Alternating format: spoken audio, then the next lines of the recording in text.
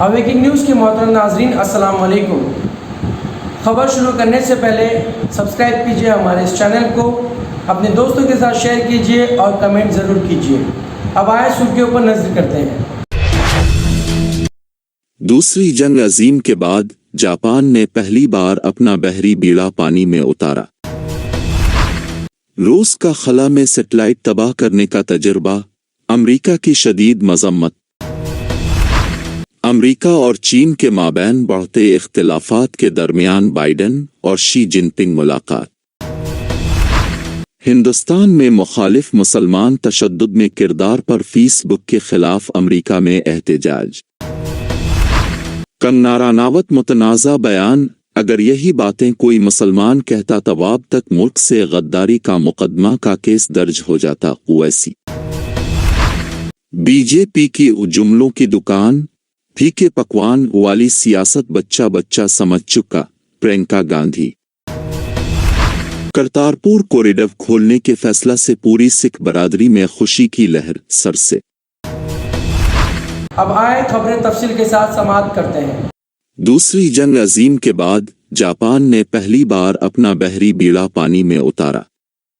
دوسری جنگ عظیم میں امریکہ کی بمباری کے سبب برباد ہو جانے والے ملک جاپان نے گزشتہ سال میں اپنی پوری توجہ اور توانائی صرف ٹیکنالوجی اور معیشت کے محاذ پر لگا رکھی تھی، لیکن اب ایک بار پھر اس نے دفاعی شعبے میں اپنی طاقت بڑھانے کا سلسلہ شروع کر دیا ہے۔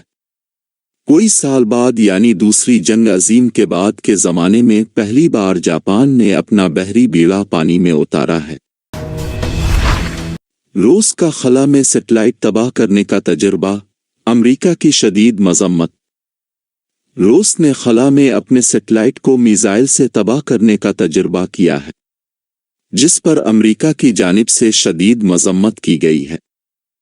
امریکہ نے پیر کے روز روس کے اینٹی سیٹلائٹ ٹیسٹ کی سخت مذمت کرتے ہوئے اسے بین الاقوامی مفادات کو خطرے میں ڈالنا قرار دیا ہے۔ امریکہ نے اسے لاپرواہی اور خطرناک عمل قرار دیتے ہوئے کہا کہ وہ اس رویے کو برداشت نہیں کرے گا۔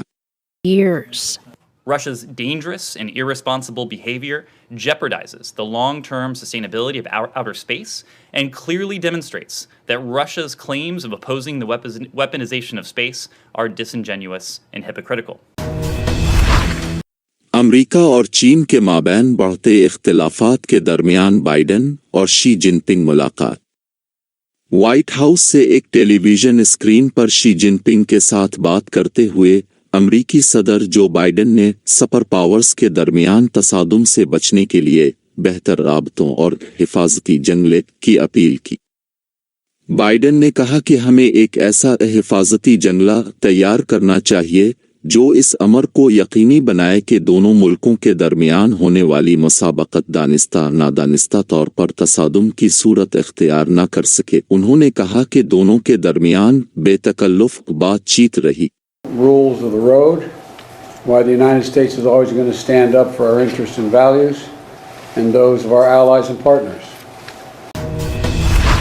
ہندوستان میں مخالف مسلمان تشدد میں کردار پر فیس بک کے خلاف امریکہ میں احتجاج۔ فیس بک کے لیے ہندوستان بھی ایک بڑا مارکیٹ ہے، جس کے 340 ملین فیس بک اکاؤنٹس اور 400 ملین واٹس ایپ صارفین ہیں۔ واشنگٹن ڈی سی واشنگٹن نژاد ایک این جی او انڈیا جینوسائیڈ واچ نے ہندوستان میں ہندو شدت پسندوں گروپس کے نفرت انگیز تقریر اور مخالف مسلم تشدد کو بڑھاوا دینے میں فیس بک کے کردار کے خلاف زبردست احتجاج کیا گیا ہے۔ ہندوستان میں مسلمانوں کے خلاف بڑے تشدد کے واقعات کی روشنی میں امریکہ کے 8 شہروں سے مختلف شعبہ حیات سے تعلق رکھنے والے لوگوں کی بڑی تعداد ہفتہ اور اتوار کے روز اکٹھا ہوئے۔ Opinion he is not regulating because he is putting profit over the people's lives. Their inability or turning a blind eye to hateful speeches and not being able to moderate the voice of moderation, that has directly resulted in people losing lives. Kangana Ranaut متنازع بیان، اگر یہی باتیں کوئی مسلمان کہتا تو اب تک ملک سے غداری کا مقدمہ کا کیس درج ہو جاتا۔ اویسی۔ सियासी जमातों की कंगना रनौत की भीख में मिली आज़ादी वाले बयान पर मुखालफत जारी है। MIM के सदर असद अल-दीन ओवैसी ने इसे मुसलमानों से जोड़ते हुए कहा कि अगर कोई मुसलमान ऐसा कहता तो यूपी पुलिस गोली मार देती। यूपी के अलीगढ़ में इंतखाबी रैली से खिताब करते हुए ओवैसी ने कहा कि अगर किसी ने ये बात मुस्लिम कम्युनिटी से कही होती तो इस पर गद्दारी का मुकदमा दर्ज हो जाता। उन्होंने कहा कि हद तो ये हो गई, एक मोहतरमा को हमारा सबसे बड़ा शहरी इवेंट दिया गया। वो मोहतरमा एक टीवी के इंटरव्यू में कहती हैं कि मुल्क को आज़ादी 2014 में मिली। अगर वो बात मुसलमान कहता तो अब तक इस पर UAPA लग गया होता। मजीद ओवैसी ने कहा कि मुस्लिम नौजवान को जेल में डालने से पहले इसे थाने ले जाकर इसे घुटने के नीचे गोली मार दी जाती और बोलते तो ने गद्दारी की, मगर वो रानी है, आप महाराजा है, कोई कुछ नहीं कहता। मैं उत्तर प्रदेश के मुख्यमंत्री से पूछ रहा हूं, मैं देश के प्रधानमंत्री नरेंद्र मोदी से पूछ रहा हूं, क्या देश 47 में आजाद हुआ या 2014 में आजाद हुआ? बताओ। और अगर यह गलत है तो क्या देश के प्रधानमंत्री और उत्तर प्रदेश के मुख्यमंत्री गद्दारी का इल्जाम लगाएंगे, सेडेशन का? क्या सेडेशन सिर्फ मुसलमानों के लिए? क्या सेडेशन सिर्फ नौजवान तालिब इल्म और तुलबा के लिए? क्या सेडेशन किसके लिए फिर? और फिर इससे बढ़कर बात यह कि यह संविधान के खिलाफ है। बीजेपी की जुमलों की दुकान, फीके पकवान वाली सियासत बच्चा बच्चा समझ चुका। प्रियंका गांधी। कांग्रेस की जनरल सेक्रेटरी प्रियंका गांधी ने वजीर आला और वजीर दाखिला की रैलियों के लिए बसों के इस्तेमाल के हवाला से हुकूमत पर निशाना लगाया है।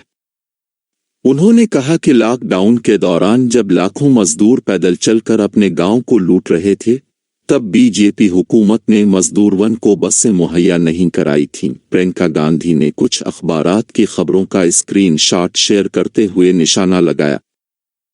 इन खबरों में बताया गया है कि 19 नवंबर को महबूबा में वजीर आजम की रैलियों के लिए सरकारी बसों का इंतजाम किया जा रहा है। एक खबर में बताया गया है कि 19 नवंबर को महबूबा में वजीर आजम नरेंद्र मोदी की रैली के लिए 1600 बसों का इंतजाम किया जा रहा है। इन बसों का खर्च सिंचाई महकमा बर्दाश्त करेगा। इसके अलावा ये भी इत्तला दी गई है कि जिला इंतजामिया ने महकमा ट्रांसपोर्ट से भी बसें तलब की हैं। करतारपुर कॉरिडोर खोलने के फैसला से पूरी सिख बरादरी में खुशी की लहर सर से। दिल्ली सिख गुरुद्वारा प्रबंधक कमेटी DSGMC के सदर मनजिंदर सिंह सरसे ने मरकजी हुकूमत के 17 नवंबर से करतारपुर साहिब कॉरिडोर को फिर से खोलने के फैसला का खैर मकदम करते हुए कहा कि इससे पूरी दुनिया में मौजूद गुरु नानक का नाम लेने वाले संगत में खुशी की लहर है। मिस्टर सरसे ने मंगल को बयान में कहा कि आज मुल्क के वजीर दाखिला ने जब ये ऐलान किया कि कल से करतारपुर साहिब कॉरिडोर खोला जा रहा है, तो इससे गुरु साहिब के अजीम मकाम के दर्शन के लिए तड़प रहे लोगों को बहुत राहत मिली। उन्होंने कहा कि ये बहुत बड़ी राहत है क्योंकि इस फैसले से मुल्क और पूरी दुनिया के सिख बगैर वीजा के करतारपुर साहिब के दर्शन कर सकेंगे। बेनती करना चाहना कि इस लांघे जरिए जो पिछले 1.5 साल तो बंद पिया है, पाकिस्तान वाली साइड तो करतारपुर साहब का लांघा खुलिया है, लेकिन हिंदुस्तान वाली साइड तो लांघा पिछले लंबे समय तो बंद है। साड़ी इस टीम वालों दोवें हाथ जोड़ के निम्रता साथ बेनती है कि जिस मकसद वास्ते हिंदुस्तान ਦੀਆਂ ਸੰਗਤਾਂ ਵਾਸਤੇ ਕਰਤਾਰਪੁਰ ਸਾਹਿਬ ਦਾ ਕੋਰੀਡੋਰ ਖੋਲਿਆ ਗਿਆ ਸੀ, ਸਾਡੀ ਬੇਨਤੀ ਹੈ ਕਿ ਕਮ ਸੇ ਕਮ ਗੁਰੂ ਨਾਨਕ ਦੇਵ ਜੀ ਦਾ ਜੋ ਪ੍ਰਕਾਸ਼ ਦਿਹਾੜਾ बहुत करीब आ रहा है, उस तो पहला ये लांघा संगतां वास्ते खोल दिता जावे। नाल मैं एक होर नाजरीन, ये थे अब तक के ताज़ा तरीन हालात। जुड़े रहिए हमारे चैनल के साथ जानने के लिए और भी खबरें। अब लेता हूँ मैं इजाज़त। खुदा हाफिज़।